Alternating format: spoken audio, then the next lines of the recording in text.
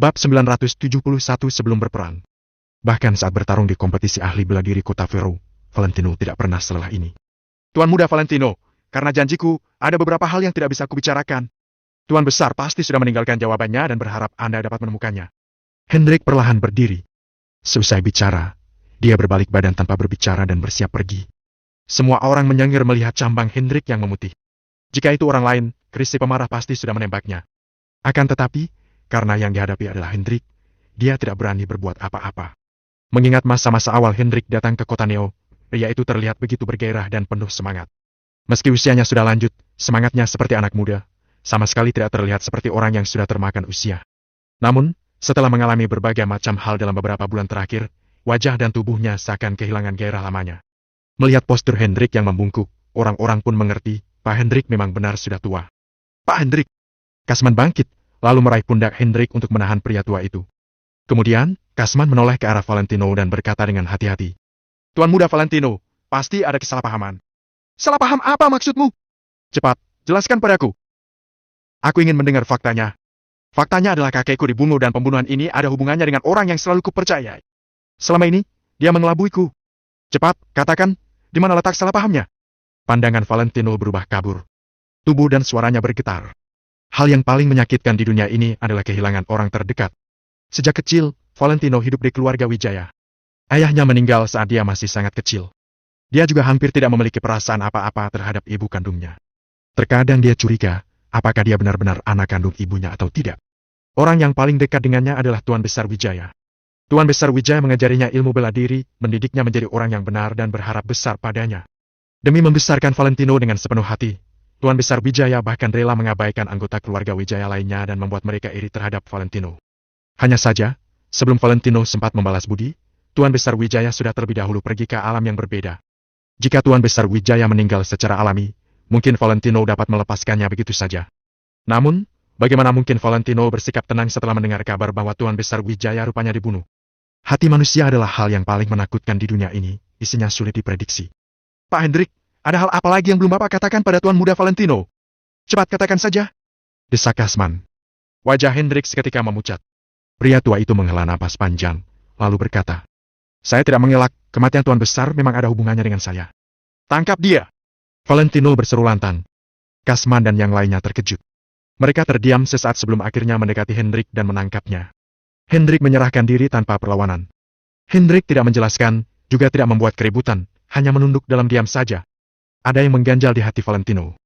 Baginya, Hendrik adalah seorang panutan yang derajatnya hampir sama dengan Tuan Besar Wijaya. Apa boleh buat? Hendrik sudah mengakui perbuatannya sendiri. Bawa dia pergi! Kata Valentino sambil melambaikan tangan. Kasman dan yang lainnya mengangguk, lalu membawa Hendrik keluar dari villa. Setelah Hendrik dan yang lainnya pergi, ruang tamu seketika berubah sepi. Adanya pengkhianat dalam tim adalah hal yang sangat menyakitkan. Hendrik adalah tulang punggung tim. Begitu ada masalah menempanya, orang lain justru lebih tersakiti. Asal tahu saja, Hendriklah yang membuat kekuatan asosiasi Valentino Empire mengakar di berbagai kota di negara Nagun. Apalagi Hendrik pernah menggunakan seluruh kekuatannya bahkan sampai mengorbankan diri demi mengantar Valentino keluar dari kota Neo dengan selamat. Satu lagi, jika bukan Hendrik yang mengirim dana dari Maple Rain Real Estate untuk Mario untuk berkembang secara diam-diam, mungkin saat ini Chris juga sudah tidak ada lagi. Seluruh aspek kesuksesan mereka hari ini tidak lepas dari campur tangan Hendrik. Hal itulah alasan mengapa semua orang merasa berat hati. Tidak ada satu orang pun yang marah, mereka hanya menghela napas dalam diam saja. Banyak orang tidak mengerti mengapa Hendrik berbuat seperti itu. Valentino menyalakan sebatang rokok, lalu mengisapnya beberapa kali sebelum melambai dan berkata, lanjutkan rapatnya. Kak Valentino, menurutku ada sesuatu yang disembunyikan Pak Hendrik dalam masalah ini. Chris berkata dengan ragu-ragu. Arvin, Louis dan beberapa lainnya segera mengangguk. Mereka semua tidak percaya bahwa seorang Hendrik harahap akan mengkhianati Valentino. Masalah ini akan kuselesaikan sendiri, apa kalian mengerti? Valentino menatap orang-orang di sekitarnya dengan ekspresi datar. Saat ini pikirannya sedang kacau balau. Dia sama sekali tidak mampu berpikir dengan jernih, apalagi membahas tentang masalah ini lagi. Baik, saya mengerti. Chris mengangguk pelan. Orang lainnya hanya bisa menerima dengan mulut terkunci rapat. Saat ini, untuk pergi ke kota Koma, kekuatan utama kita masih mengandalkan asosiasi Maple Pavilion dan kumpulan ahli bela diri di kota Vero. Valentino memaksa dirinya untuk bersikap tenang. Reggie, Chris dan Mario mengangguk secara bersamaan. Chris dan Mario adalah pimpinan dari segitiga emas asosiasi Maple Pavilion. Reggie sendiri saat ini telah menjadi pimpinan di perkumpulan ahli bela diri kota Vero. Sementara Danny dan Trevor tidak hadir di rapat hari ini karena belum pulih dari cedera mereka. Untuk sementara ini, Asosiasi Valentino Empire tidak perlu melakukan apa-apa. Kalian hanya perlu memperhatikan cabang-cabangnya saja. Perhatikan gerak-gerik lingkaran bisnis di setiap kota. Keluarga Wijaya punya banyak sumber daya manusia di banyak kota. Jangan lupa melapor kalau melihat ada pergerakan dari mereka. Valentino lagi-lagi memandang Arvin dan beberapa orang lainnya. Tuan Valentino tenang saja. Arvin dan beberapa orang lainnya segera mengangguk. Setelah pasukan ini terbentuk, mereka membahas hal-hal lainnya. Setelah matahari terbenam, Asosiasi Maple Pavilion dan ahli-ahli bela diri kota Vero satu persatu datang ke titik pertemuan. Lalu, mereka pergi menuju selatan kota Kamar. Jika tidak ada masalah lain, mereka dapat berdialog dengan keluarga Wijaya pada saat matahari terbit. Semua urusan di kota Neo ini sudah selesai. Ayo, kita semua segera berangkat. Selesai berbicara, Valentino segera berbalik dan pergi. Semua orang mengangguk lalu sibuk dengan urusan masing-masing. Pada saat yang sama, keluarga Wijaya di kota Kamar, tepatnya di Pulau Wire. Perkumpulan tetua keluarga Wijaya. Anggota-anggota inti keluarga Wijaya, termasuk beberapa murid mereka, semua berkumpul di villa terbesar di Pulau Wire. Villa ini memiliki arsitektur yang paling megah dan menonjol dibandingkan villa-villa lainnya.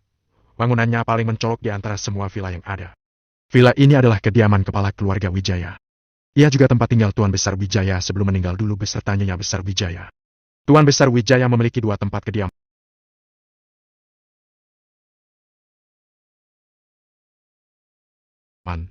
Tempat yang lain adalah rumah sepetak halaman di bagian belakang Pulau Wire.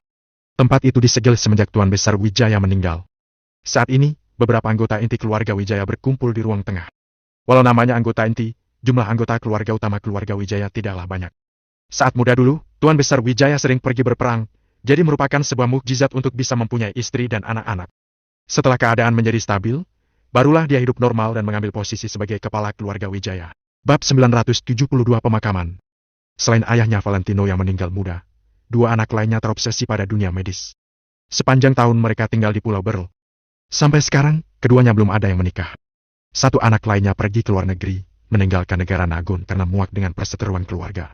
Hal ini juga penyebab menurunnya garis keturunan Tuan Besar Wijaya. Ketiga putranya tidak berada di sisinya. Satu-satunya anggota keluarga utama yang tersisa hanya Valentino seorang diri. Hal itulah alasan kenapa sejak awal Tuan Besar Wijaya mengajar Valentino dengan hati-hati, mencurahkan semua usahanya untuk melatih Valentino. Saat keluarga utama Tuan Besar Wijaya runtuh, keluarga cabang dari keluarga Wijaya bergegas bangkit dan menyatukan kekuatan.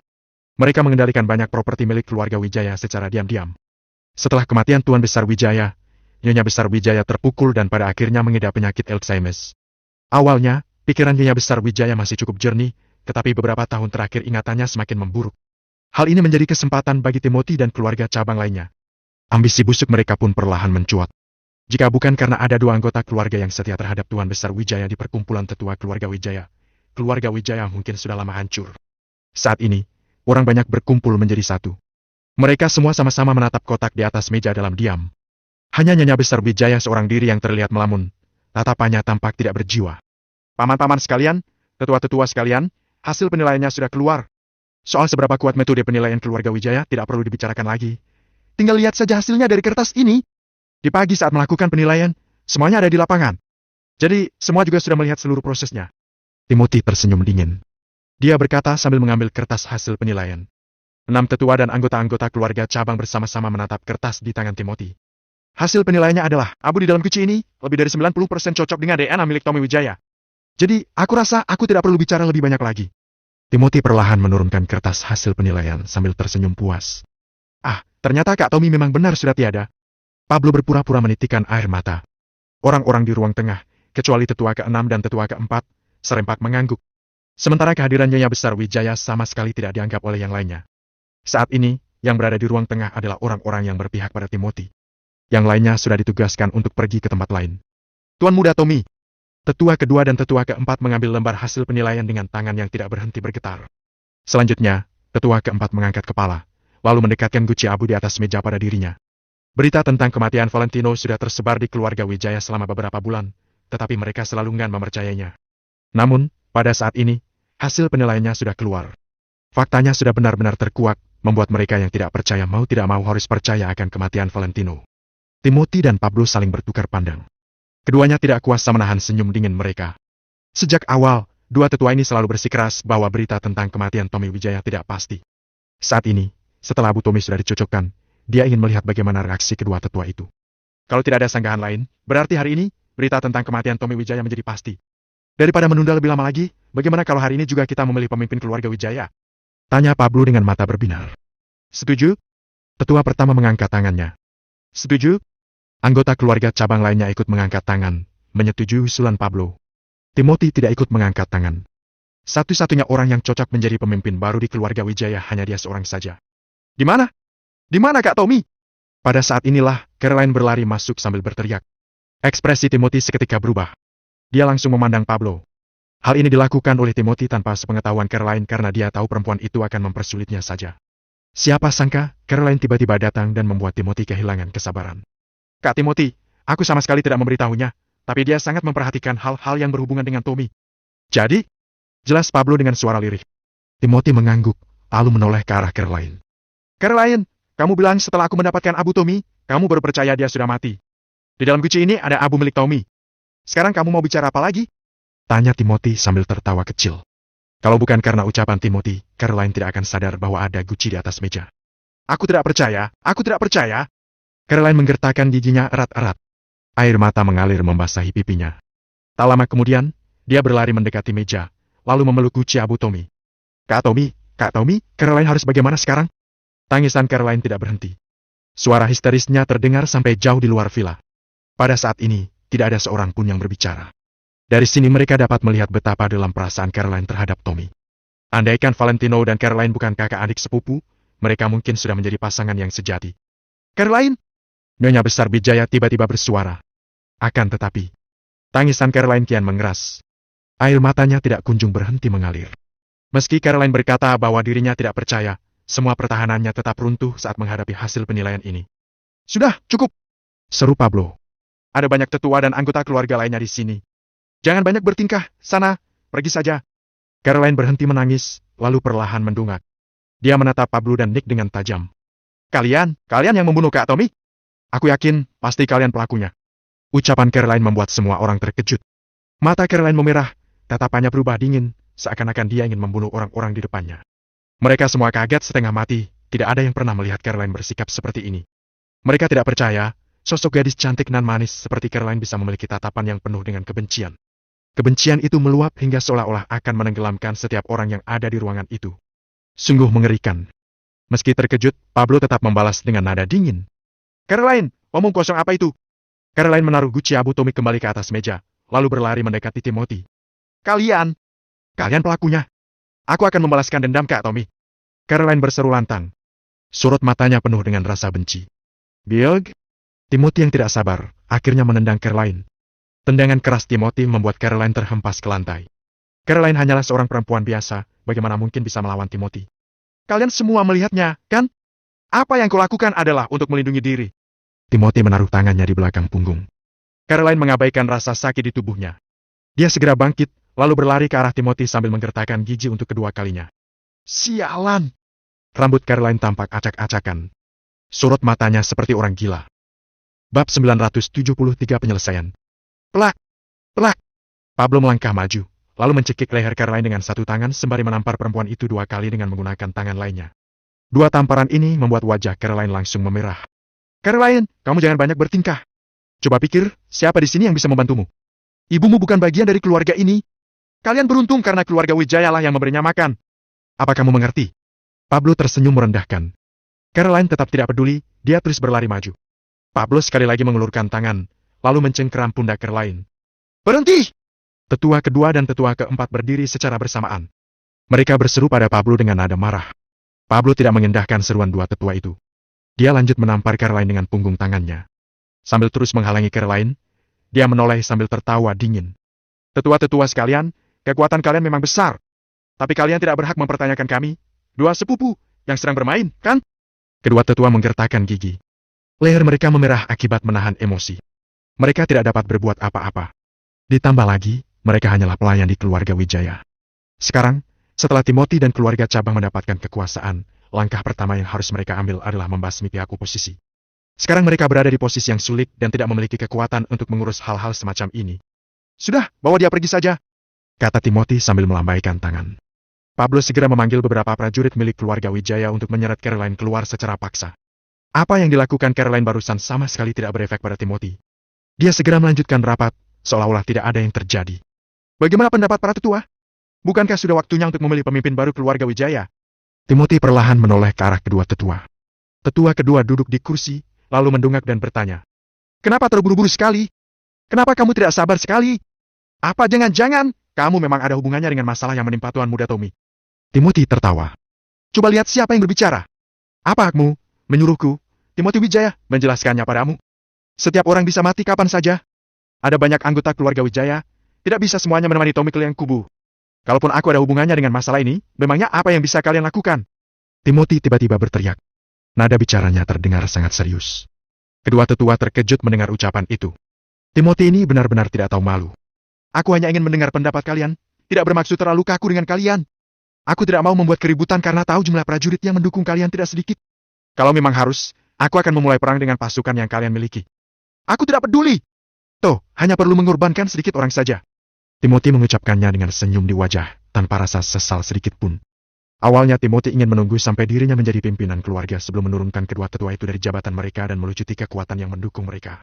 Akan tetapi, dia tidak bisa menunggu lebih lama lagi. Dia tidak peduli kehilangan beberapa orang demi mencapai tujuannya. Selalu ada harga yang harus dibayar bila ingin naik jabatan. Mata kedua tetua melebar. Mereka terdiam sesaat sebelum bersandar ke punggung kursi. Bagaimanapun juga, mereka berdua hanyalah pelayan di keluarga Wijaya. Tujuan Tuan Besar Wijaya membuat perkumpulan tetua adalah untuk menyelesaikan perseteruan yang terjadi saat pemilihan pimpinan keluarga yang baru. Akan tetapi, fungsi perkumpulan tetua terbatas. Jika muncul pemimpin yang tidak tahu malu dan tidak peduli dengan keluarga Wijaya seperti Timothy, perkumpulan tetua menjadi tidak ada gunanya. Kita boleh mengadakan pemilihan pimpinan keluarga yang baru, tapi sebagai bentuk hormat kepada Tuan Muda Tommy selaku mantan pimpinan keluarga, kematiannya harus diketahui semua orang. Kita tidak perlu mencari tahu lagi penyebab kematiannya, tapi kita harus mengadakan acara pemakaman besar untuk menghormatinya. Orang-orang kaya di kota Kama dan keluarga-keluarga yang memiliki hubungan baik dengan keluarga Wijaya harus datang untuk berkabung. Tanpa acara pemakaman, kami berdua tidak akan menyetujui adanya pemilihan pimpinan keluarga yang baru. Tetua kedua dan tetua keempat mengusulkan permintaan mereka. Mereka sudah menerima fakta kepergian Tommy. Namun, kepergian Tommy harus disertai dengan kemegahan. Oke. Besok, aku akan mengadakan upacara pemakaman untuknya. Lusa kita akan memilih pimpinan keluarga yang baru. Timothy segera menyetujui tanpa berpikir panjang. Sebagai keluarga paling berkuasa di negara Nagon, pemilihan pimpinan baru keluarga Wijaya di kota Kamar tentu menarik perhatian begitu banyak orang. Semua orang perlu tahu tentang kematian Tommy agar dia, Timothy Wijaya, dapat diakui menjadi pimpinan baru keluarga Wijaya. Kalau begitu, besok kita akan mengadakan upacara pemakaman Tommy. Ucap tetua pertama sambil mengangguk. Aku akan segera membuat undangannya dan mengirimkannya pada semua yang berhubungan dekat dengan keluarga Wijaya. Timpal Pablo segera. Sebagai keluarga tingkat teratas di negara Nagun, keluarga Wijaya memiliki koneksi yang sangat banyak. Akan ada banyak orang yang menghadiri upacara pemakaman ketika mendengar ada anggota keluarga Wijaya yang meninggal.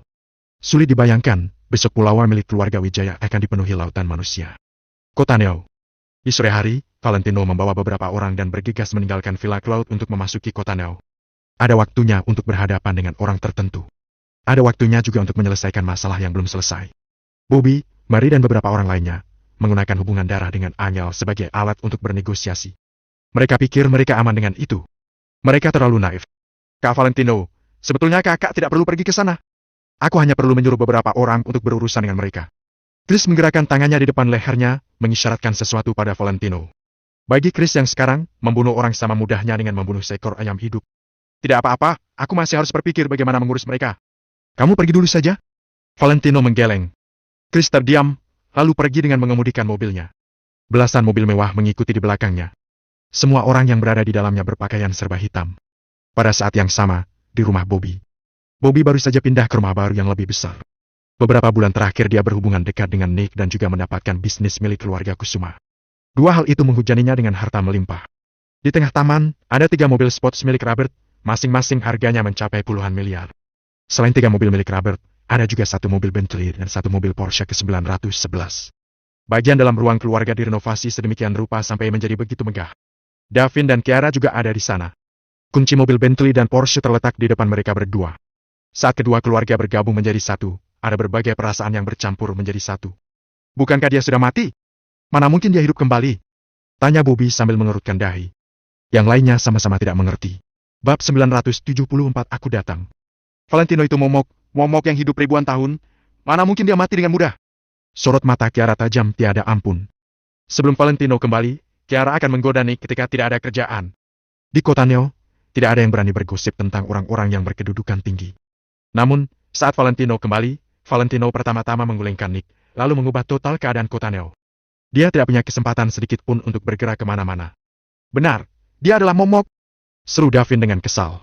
Semenjak Valentino kembali, bahkan teman-teman minum alkoholnya pun menjauh dan tidak berani berada dekat dengannya. Masalah akan terus-menerus bermunculan menimpanya. Jangan bicarakan ini lagi, sekarang kita harus apa? Kalau tidak ada cara bagus, habislah riwayat kita semua. Timpal Robert dengan gusar. Orang-orang dapat membayangkan apa yang dimaksud oleh Robert. Sekarang, saat Valentino kembali ke pegunungan, harus ada api yang dinyalakan di kota Neo. Mengubah pola di kota Neo hanyalah langkah pertama. Siapapun selain dirinya pasti mengerti apa maksud hal ini. Saat Raja baru bertahta, dia pasti akan menghabisi semua lawannya. Mereka ini termasuk golongan lawan dari Sang Raja. Coba katakan, apakah ada kemungkinan untuk kita memperbaiki hubungan dengan Valentino? Apakah dia akan memaafkan kita? Tanya Bobby dengan alis terangkat. Kamu ini bodoh sekali, ucap kekasih Bobby. Semua orang ikut menggeleng sambil tertawa dingin. Hubungan mereka dan Valentino tidak akan pernah bisa diperbaiki lagi. Aku tidak akan pergi memohon padanya. Aku, Kiara, sudah pernah berkata, tidak peduli siapapun Valentino, dia selalu kuanggap sebagai sampah. Seru Kiara sambil mengertakkan gigi. Sorot matanya penuh dengan dendam. Kalau begitu, tersisa satu jalan saja untuk kita lalui. Ibunya Kiara ikut memberi pendapat. Meski jarang bertemu, mereka tetap ada hubungannya dengan masalah antara Bobby dan Valentino. Jalan apa? Tanya orang-orang sambil melirik satu sama lain. Kita pikirkan cara untuk menyingkirkan Valentino. Asalkan Valentino mati, Tuan Muda Nick bisa naik posisi dan kita bisa terus mengikutinya. Jelas ibunya Kiara. Sifat ibunya Kiara tidak jauh berbeda dengan Kiara sendiri, mereka sama-sama licik dan jahat. Semuanya terkejut mendengar usulan itu, tapi kemudian memikirkannya sejenak. Menurutku, kita bisa mencobanya. Kiara mengangguk setuju. Robert menaikkan alis, lalu berkata, toh, mau bagaimanapun juga, Valentino tidak akan pernah membiarkan kita begitu saja. Karena sudah sampai di titik ini, lebih baik kita mencoba peruntungan kita. Kalau nanti berhasil, Tuan Muda Nick akan menganggap kita berjasa dan membawa kita terbang tinggi bersamanya. Robert semakin bersemangat. Setelah menimbang-nimbang sejenak, Bobby akhirnya mengangguk setuju. Bahkan jika mereka berdiam diri, Valentino juga tidak akan melepaskan mereka. Jadi, lebih baik mereka mencoba peruntungan mereka. Siapa tahu, apa yang mereka lakukan akan berbuah lebat kelak. Mereka hanya perlu bertindak dengan cerdik dan tahu apa yang harus dipilih. Biarkan aku berpikir.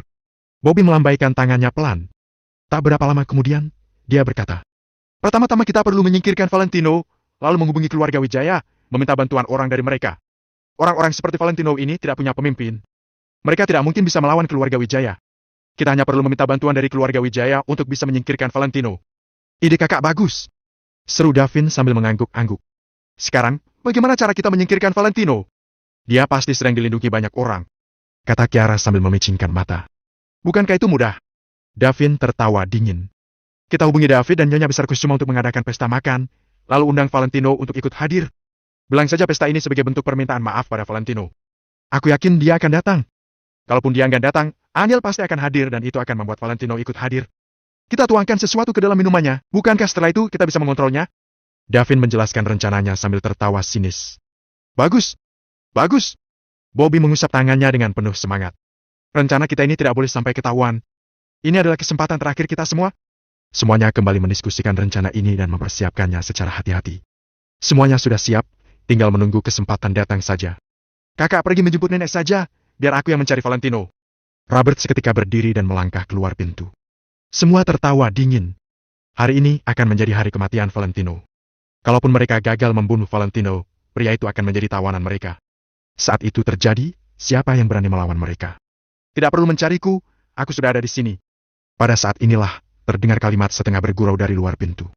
Bobby dan yang lainnya terkejut mendengar suara ini. Mereka serempak berdiri menatap pintu masuk. Tap, tap, tap. Suara derap kaki yang kacau terdengar. Satu persatu pengawal berpakaian serba hitam melangkah memasuki ruang tengah. Dalam sekejap, orang-orang ini membuat dua barisan, masing-masing menunduk hormat sambil menunggu perintah Valentino. Bobby dan yang lainnya menarik napas dalam-dalam. Degup jantung mereka seketika melonjak tak terkendali. Mereka sudah tidak sempat memikirkan bagaimana orang-orang ini bisa masuk ke rumah mereka. Selagi semua orang menatapnya, Valentino melangkah masuk dengan kedua tangan berada di belakang punggung. Valentino, apa maumu? Tanya Davin dengan suara bergetar, seolah baru saja melihat hantu. Tentu saja melakukan apa yang harus kulakukan. Valentino meneruskan langkahnya sampai ke ruang tengah, lalu duduk di atas sofa dengan kaki menyelang. Valentino mengambil sebatang cerutu dan menyalakannya, seolah-olah sedang berada di rumahnya sendiri. Asap cerutu yang tebal dihembuskan ke udara. Dalam sekejap, bau rokok menyelimuti seisi ruang tengah. Sementara itu, Bobby dan yang lainnya menatap Valentino dengan perasaan takut setengah mati. Sebelum kedatangan Valentino, mereka semua bebas berbicara tanpa rasa takut sedikit pun. Sekarang, bahkan untuk buang angin saja mereka tidak berani. Hidup itu ternyata menyenangkan, ya? Ucap Valentino sambil tertawa. Valentino, kamu jangan sombong! Seru Kiara geram. Davin bergegas menarik Kiara, lalu tertawa kecil dan berkata pada Valentino. Kamu, untung saja kamu tidak benar-benar mati. Betul itu. Untung kamu tidak mati, kami semua sangat senang. Ya, kami sangat senang. Dalam sekejap, Bobby dan yang lainnya tertawa lirih. Masa? Aku juga cukup senang. Bibir Valentino perlahan melengkung, sembari memegang cerutu. Dia meregangkan tubuhnya. Kita ini satu keluarga, kan? Masalah yang sudah berlalu biarlah berlalu. Tidak perlu diungkit-ungkit lagi. Ucapan Valentino membuat semuanya terkejut. Sesaat kemudian, mereka tertawa dengan kompak dan menganggukkan kepala. Tapi, ada satu hal yang tidak bisa aku toleransi. Valentino langsung berkata dengan dingin sebelum orang-orang itu sempat mengembuskan napas lega. Ah, apa itu? Tanya Robert dengan jantung berdegup kencang. Aku dengar, saat aku tidak ada, kalian memaksa Angel untuk menikahi Nick. Apakah itu benar? Valentino menarik senyumannya, lalu menatap orang-orang di sekitarnya dengan tatapan dingin. Bab 975 tidak ada yang boleh membunuh mereka. Ekspresi wajah semua orang langsung berubah drastis, pikiran mereka seketika menjadi kosong. Keponakan iparku, jadi begini, waktu itu Mary menyuruh kami untuk membantunya berbicara kepada Angel, makanya kami. Kalau soal Mary, aku bisa menyelesaikannya sendiri, yang aku bicarakan sekarang adalah soal kalian. Sebelum Bobby selesai berbicara, Valentino langsung menyela perkataannya sambil mengerutkan keningnya.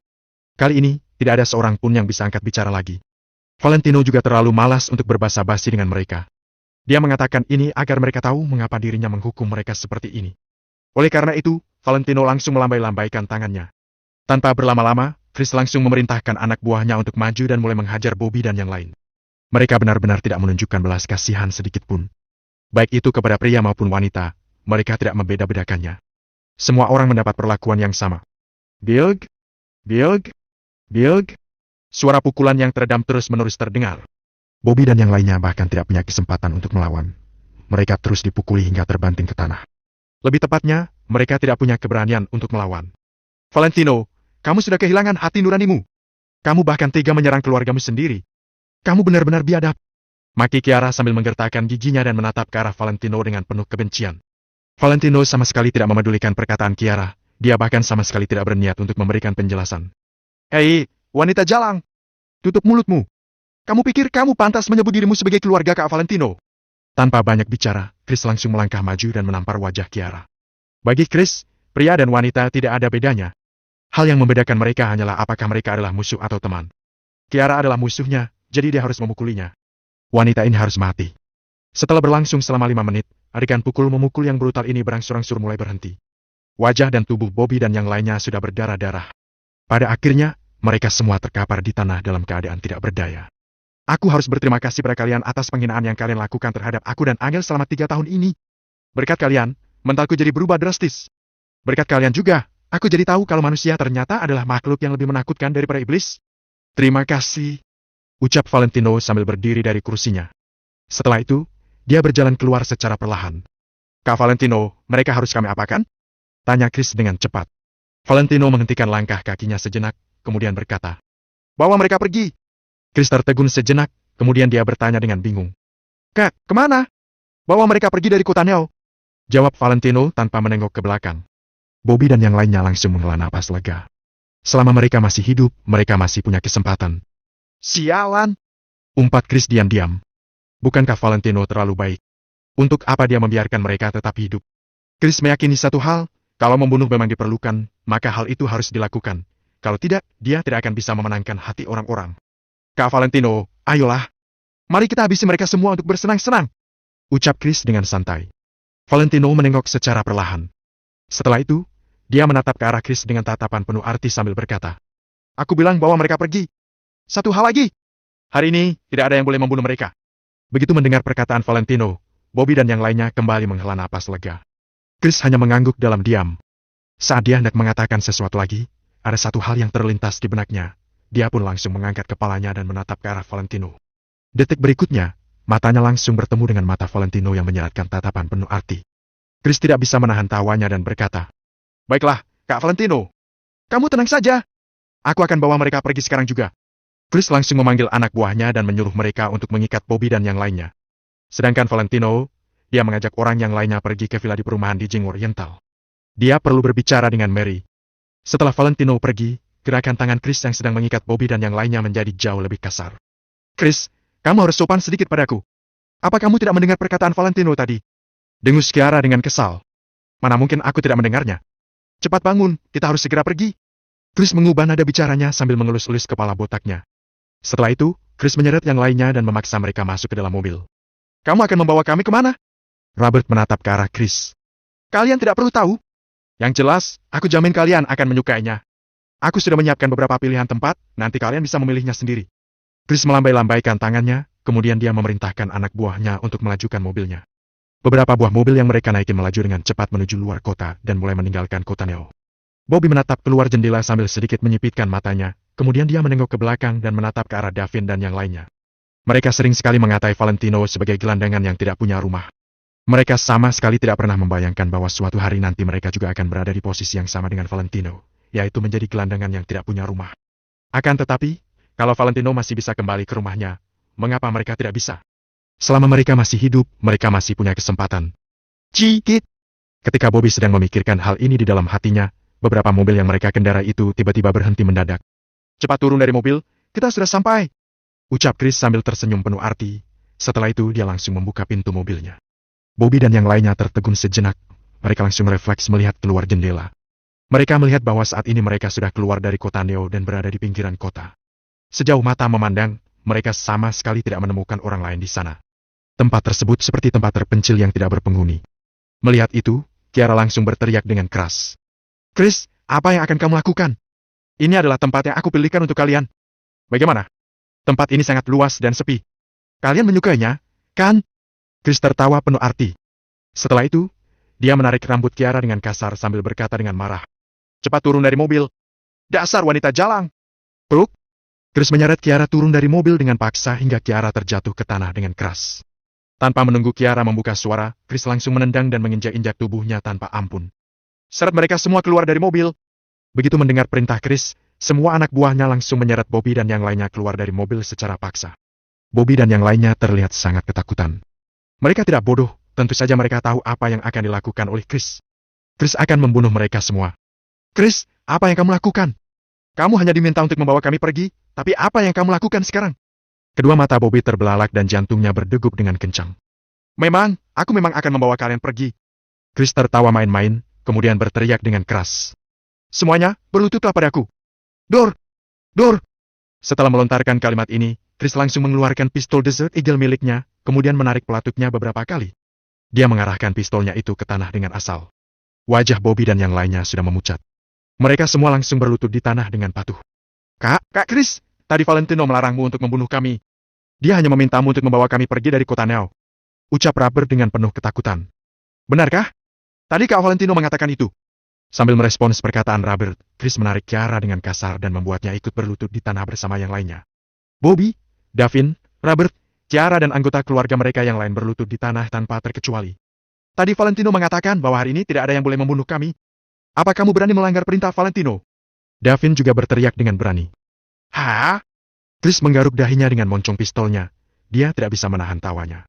"Iya, tadi Kak Valentino memang mengatakan kalau hari ini tidak ada yang boleh membunuh kalian. Tapi, dia tidak mengatakan kalau besok juga tidak ada yang boleh membunuh kalian." "Hah?